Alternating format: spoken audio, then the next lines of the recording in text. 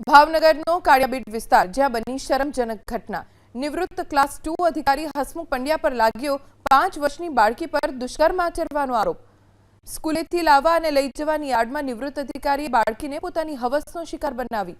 ઘટનાની જાણ થતાં પરિવારજનોએ નીલમબાગ પોલીસ સ્ટેશનમાં ફરિયાદ નોંધાવી હતી। ફરિયાદના આધારે પોલીસે આરોપી હસમુખ પંડ્યાને ઝડપી પાડ્યો। કોર્ટે આરોપીના 17 ડિસેમ્બર સુધીના રિમાન્ડ મંજૂર કર્યા છે।